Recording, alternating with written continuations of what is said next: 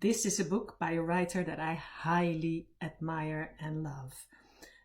His name is Rodaan Al Galidi. He is the writer of 2 books that have been translated in English. The other book is this, 2 Blankets, 3 Sheets. And this is a sort of sequel, but can also be read independently. And it's about how a newcomer in a Western country, in this case it's the Netherlands, finds his way in this new country with all sorts of rules and unspoken laws that he doesn't know of. And one thing, for example, that's also why the title is The Leash and the Ball, is that in the Netherlands it's so difficult to get to know new people, and the protagonist finds out that the easiest way to get in touch with people is to have a dog and to walk the dog and get to talk about dogs and then get to talk about other stuff too. So, but he doesn't have a dog and he doesn't want a dog. He doesn't even have a house yet. He's hopping from one place to another, staying in all sorts of places, in monasteries, in squats, in houses where people are leave for holidays and look for someone to take after to look after the house.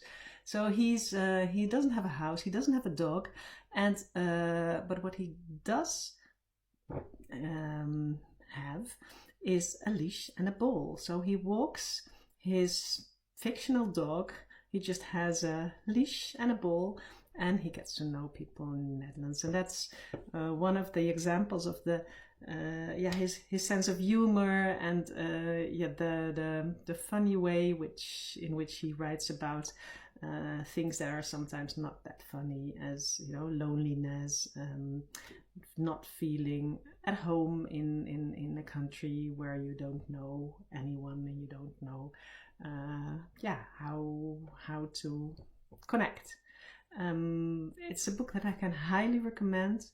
It's a writer that you shouldn't forget and always remember. He's great. Rodaan Al Galidi. Both books are great. This other one is about his time in an asylum seeker center. He spent 9 years, the author himself spent 9 years in an asylum seeker center before he got his permit to stay. This is also a very humoristic take on a subject that is maybe not always funny by itself, but the way he describes it, it is. And at the same time you feel this undertone, this melancholic undertone. And if there's something that I do love, is books with that combination, humor and melancholy. Read this or this. You won't regret it.